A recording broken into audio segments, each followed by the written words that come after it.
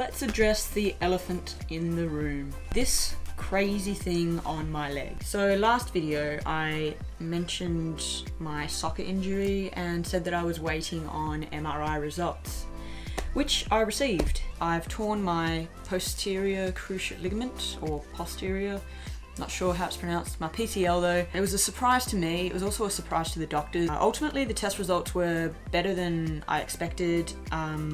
It's not the worst case scenario. However, at the time I was pretty devastated to hear it. Basically what was running through my head was that I'm going to miss out on a massive chunk of this season. So this injury has made me take an unexpected and unwanted break from soccer, but it's also got me thinking about the last time I took a break from sport in general. So up until 2012, which was about 6 years ago now, I had always played some sort of sport. Volleyball, tennis, basketball, soccer. I did skateboarding, karate, netball, probably a few more sports as well, I just can't remember them. Eventually I fell into goalkeeping through soccer. And I didn't really like it at first. I actually begrudged being a goalkeeper. I really wanted to be a forward, but it's something that I was just kind of okay at, and so I got stuck there. I just kept getting put in that position team after team. The point I'm trying to make is that there was always something, there was always some sort of sport in my life that allowed me to define myself as an athlete, and it was something that I always really enjoyed doing, and it was something that I wanted to somehow make a living out of. At 22, however, I started to think that that might not be a reality for me anymore. I was kind of starting to get a little bit older. I gave it up and I tried to pursue something else.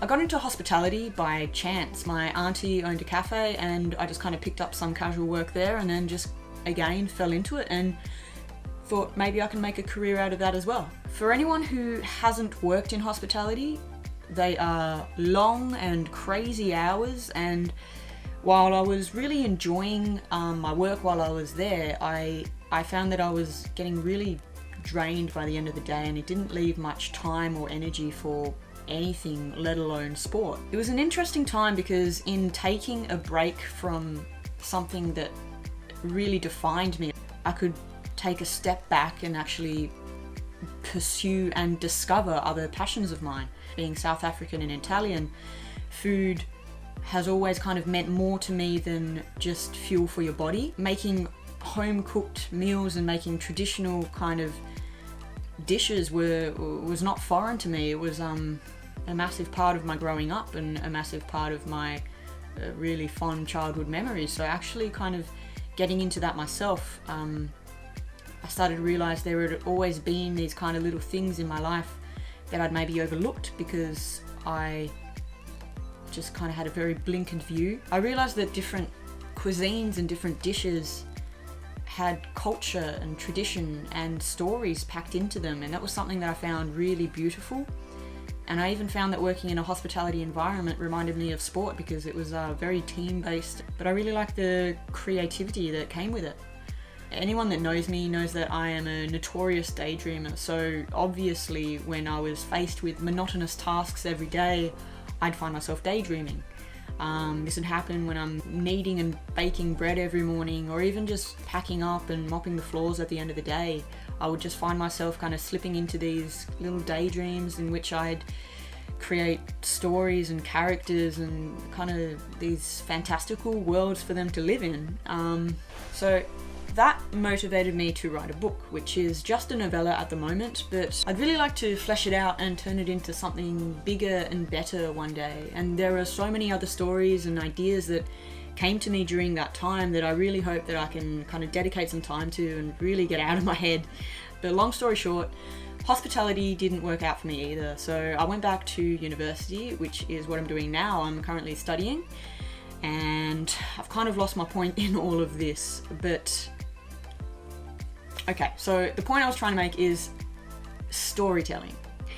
One thing that I love about studying is that you learn so much. I get really excited when I'm reading a paper or an essay and I kind of stumble upon these little gems of wisdom that gets me really excited, and it allows me to make sense of this world in some sort of way.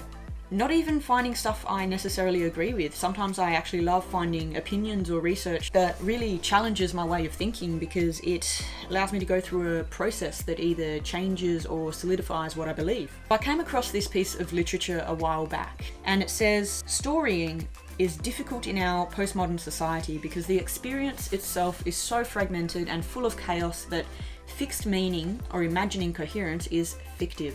Basically, the author's saying that while storytelling is human nature, it's becoming increasingly difficult to tell our stories and to weave meaning into the narrative of our lives. And this is due to the kinds of lives we lead and the kinds of society that we live in today.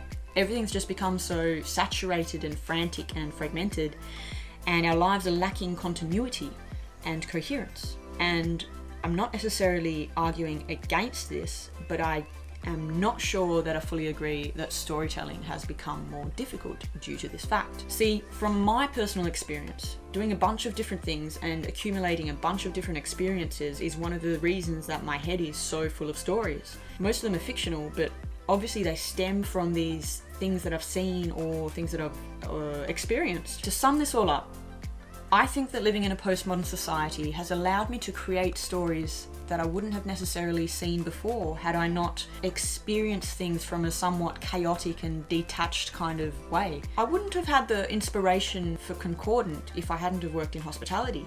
That's where the character Romy was born, and many other characters in the book were inspired by people that used to come into the cafe. The fictional and futuristic world that Concordant is set in, however, was born from my experiences from living in the United States, which only came about from being a goalkeeper.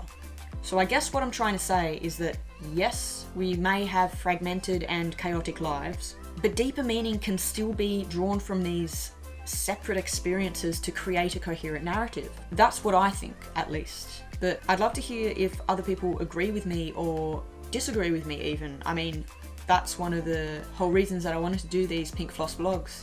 I wanted to get some brain floss or some mental floss kind of happening, which is kind of what the Pink Floss brand is all kind of founded on. So I hope that you enjoyed this episode. I'll leave links or references for whatever I was talking about in this video in the description, and I will see you later. Oh, and real quick, I wanted to give a shout out to my favorite brand. A while back, I put an order in for some fresh teas and this awesome cap from Bionic Iconic, and it made my week last week when I received the package.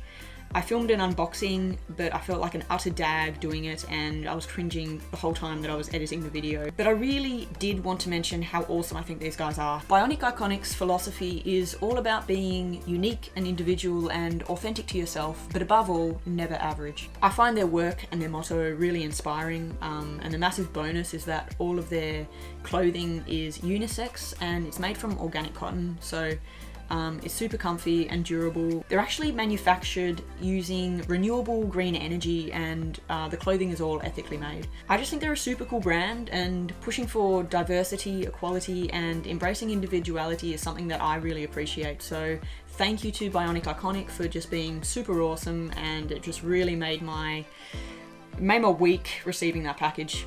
So cheers.